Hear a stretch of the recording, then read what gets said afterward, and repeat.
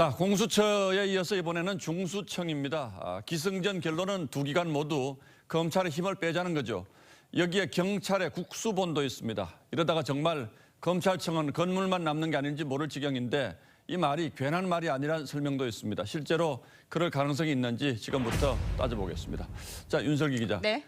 수사기관들이 앞으로 이렇게 경찰, 국수본, 중수청, 공소청, 공수처 이렇게 5개 기관으로 재편될 수 있다는 거죠. 그렇습니다. 각각 역할은 어떻게 다른 겁니까? 네, 여당은 중대범죄수사청을 신설해 검찰이 하던 이른바 6대 수사를 맡게 한다는 방침이죠.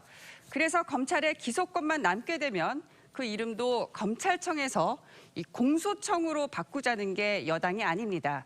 이 때문에 윤석열 총장이 마지막 검찰총장이 될 수 있다는 말도 나오고 있죠. 자, 여기에 3급 이상 고위공직자를 수사하는 이 공수처, 또 경찰 내 일반 수사를 하는 국가수사본부도 새롭게 꾸려진 상태죠. 자, 그런데 수사기관이 이렇게 늘어나는 게 좋은 건가요? 여당은 이게 바람직한 방향이라고 생각해서 추진하는 것도 아니겠습니까?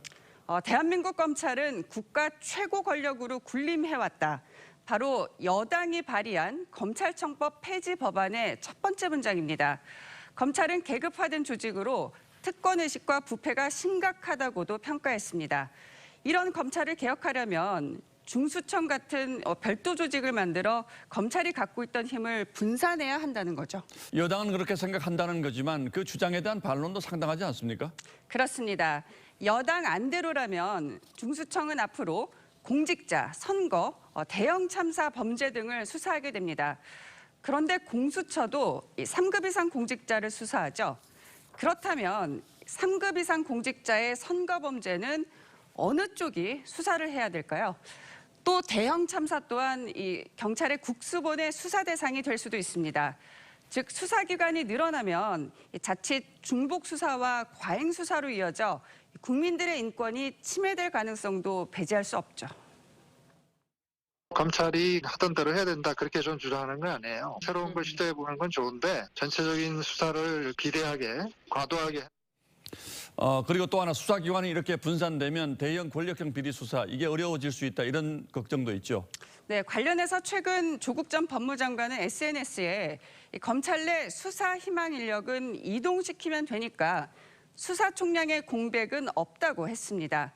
그러려면 검사들은 사표를 내고 이른바 수사관 신분으로 이동을 해야 하는데요. 이 조건을 받아들일 검사가 얼마나 될지, 정말 수사 역량은 유지될 수 있을지 회의적인 시각이 많습니다. 과학 척결을 누가 어떻게 해결할 것인지 수사 역량이 안 되면 그 수사는 덮이는 거잖아요. 큰 수사의 공백이 만들어질 수 있는. 여당의 이런 움직임이 검찰개혁이라는 대전제를 깔고 있으니까 반대하면 그럼 검찰개혁이 필요 없다는 것이냐 이렇게 나오니까 사실 정상적인 토론이 잘 되지 않는 상황인 것 같습니다. 하지만 분명한 건 권력기관 만드는 문제를 흙으로 장난감 빚듯이 이렇게 단순하게 접근하면 나중에 정말 큰 문제 생길 수도 있겠다라는 걱정이 드는 건 사실입니다. 그렇습니다. 예, 어쨌든 윤슬기 기자 잘 들었습니다.